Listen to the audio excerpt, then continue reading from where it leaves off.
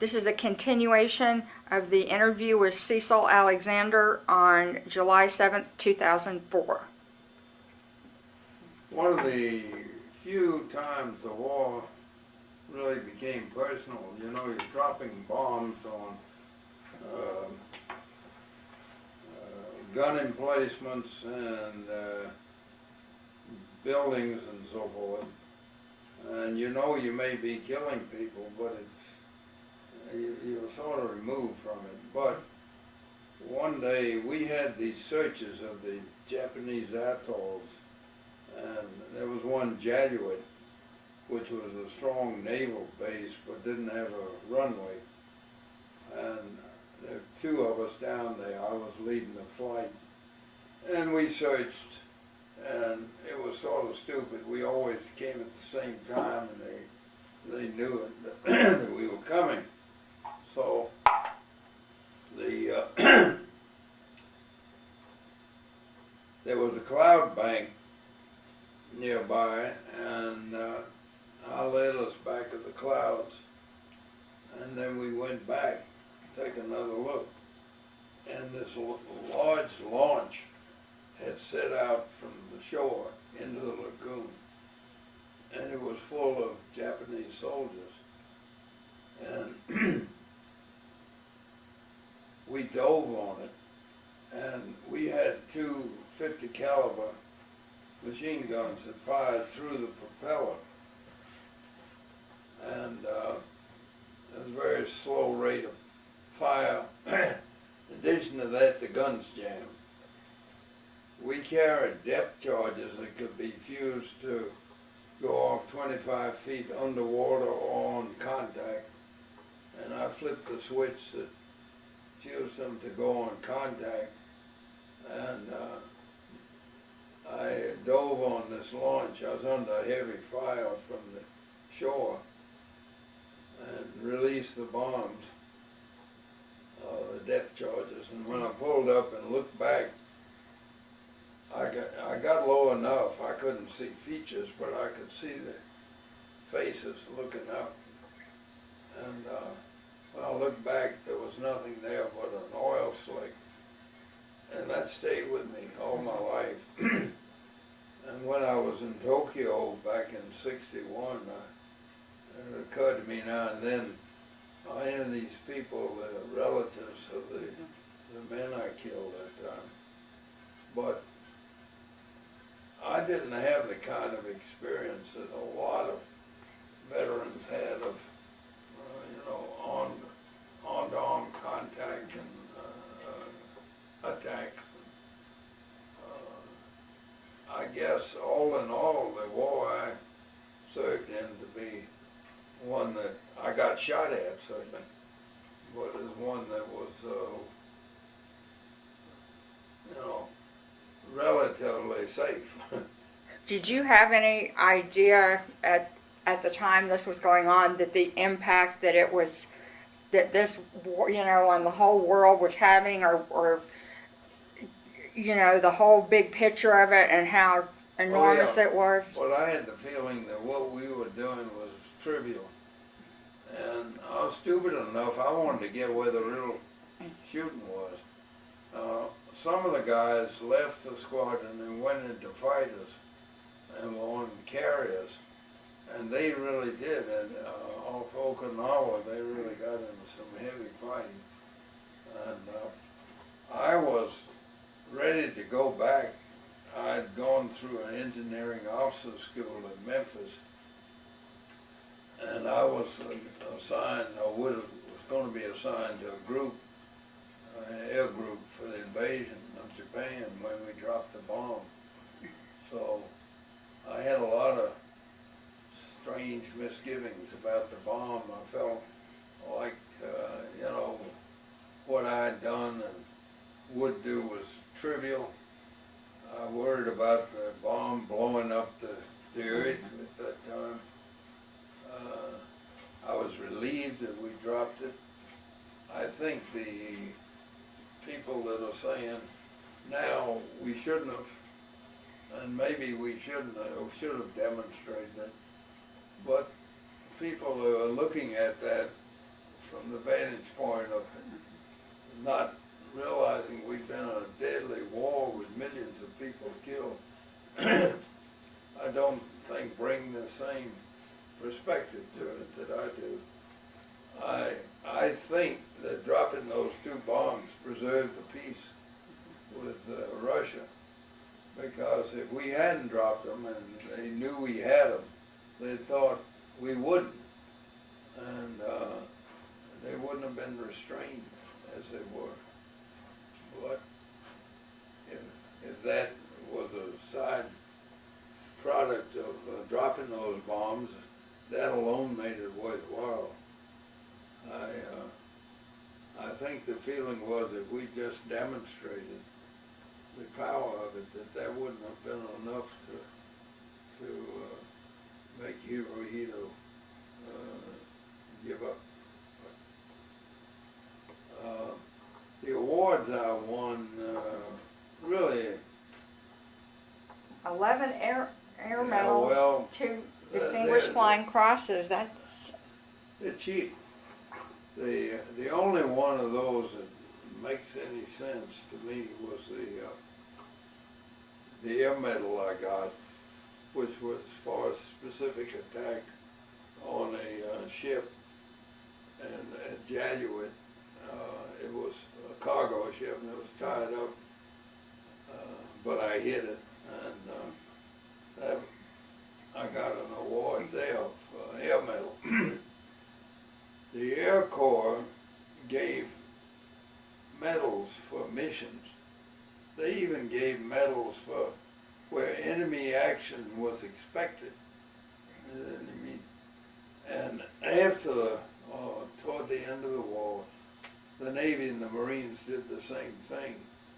So when I say those were cheap, their mission, all except the one air medal, were for missions. And I was in the reserves here. I was the executive officer of the fighter squadron here in Atlanta, and the order came through that I should be presented these medals with due ceremony. And I went to the CO, I said, no sir, I don't want any ceremony. He said that was the orders, you gotta go through it, so I did. The one thing I like about the DFC is that I share that with Lindbergh. But as I say, yeah, I was in danger, but I don't think it wasn't heroic. I was doing the job, and I accepted the medals, and I figured my great grandchildren will be proud of the fact that their great grandfather had all these medals, and they won't know if they were for missions and not for heroic action. Anyway, that's the way I feel about them.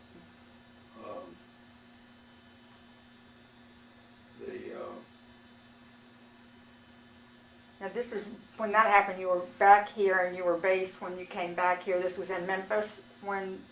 Yeah, after I came back from overseas. I went from, when I came back at first, I went to Cherry Point, where I was CO of a squadron there for a while. And there was a chance to go to this engineering officer school. And I had two motives. One was I was bored to death where I was. Secondly, I discovered that I'd signed for a lot of stuff that didn't exist. The squadrons going overseas had raided our supplies, and I decided I didn't want to be court-martialed. So I went to Memphis, and it was a great experience, but I was CO of the squadron. I've been an exec of a squadron and a CO, and I said CEO or CO, commanding officer. and the operations of flight officer.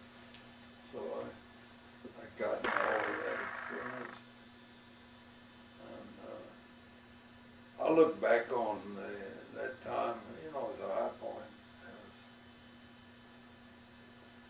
I had really gone through a disturbing time at Yale. At one point I'd lost, my mother died, and my grandmother I was close to died, and my sister got married and left my father alone. And I tried to revive a man unsuccessfully, was struck by lightning. And all this happened within a month. And I was really in a mental turmoil over it. And I really never got out of it till I went in the Marines. When I knew what was expected. And I knew where I was placed and who I took orders from and who I gave orders to. And that was one of the difficulties of going back into civilian life and taking off the uniform, was nobody knows who I am. Nobody knows what I've done. Nobody, I'm just another guy. And that took a while to sink in that you're a different guy now. You got to make your own way. I did stay in the reserves, and I flew up in Boston. One of the interesting things, I was up there when the Red Sox were in the World Series, and I had a Corsair, and I flew out over Fenway Park and circled it at about 1,000 feet. And I could see them moving, and I was listening to it on the radio, and all of a sudden the announcer says, there's a Navy plane that's circling the field and it's distracting the players, and I've got my binoculars and I'm trying to get its number. And I was gone. I think that was probably the most expensive seat to see a ball game. And of course the taxpayers were paying it, but that was an interesting sidelight. But 6 months before the Korean War, I was executive officer of the fighter squadron here, 351.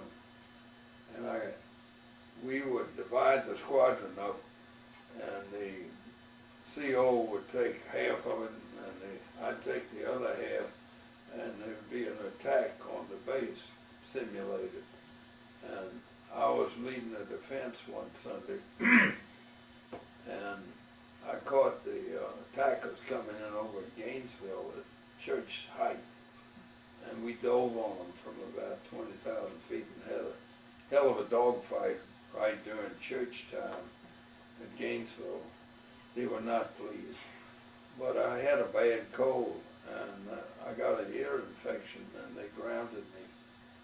So I quit. I didn't want to fly a desk. And 6 months after that, the war started.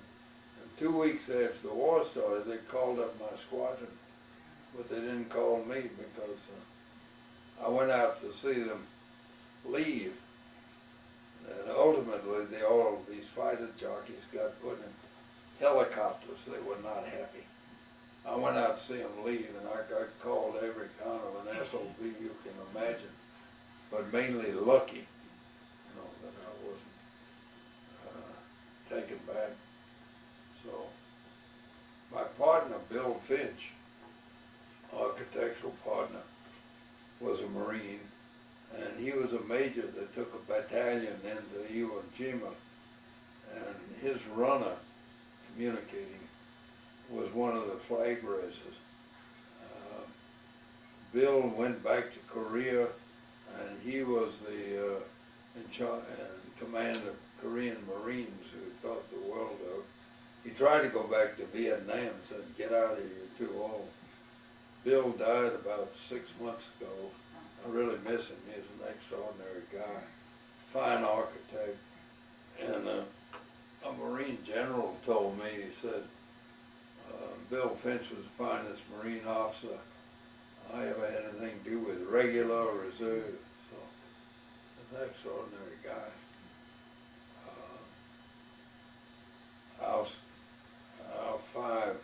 Finch, Alexander, Barnes, Rothschild, and Pascal. Finch was a colonel. I was a lieutenant colonel. Barnes was exempt. Rothschild was a Navy lieutenant, and Pascal was a naval lieutenant. We were all ready to go to war, but it's a different time. And you stayed in Atlanta, then after Yeah. Memphis, you came back here and had it, didn't leave again. No, I went back to school. I got my master's at Harvard in architecture. That's the one thing I have in common with the president. I got an undergraduate at Yale and a graduate from Harvard. And as I say, I think this indicates in both cases that you can have that and still be kind of a dim bulb. But, I think it's real interesting that all four people that are running for president and vice president, they're all Yale. Of course, Cheney got kicked out, but he still, I bet, gets done for as an alumnus.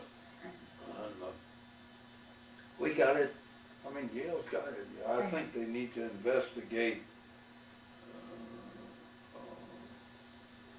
what is it they say? Church and state, Yale and state.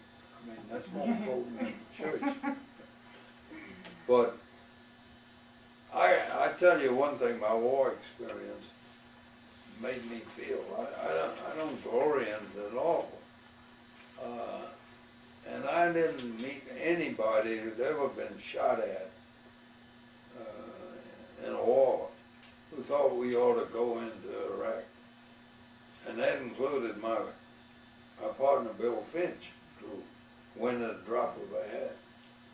And I think the big difference between the Bushes, the father and the son, is the father had been shot at, had been shot down. He knew what he was sending the boys and women into. And this guy, I don't think, realized. My mother has a term, she said, he knew when to stop. Yeah. He knew when to stop. And so did Powell. Yes. And, but I think it's a real tragedy. We're going to be a long time paying for it, come out of it. And I don't know. I suppose there have been some positive accomplishments. Certainly getting rid of Hussein was. And one thing I'm certain about, we can't cut and run.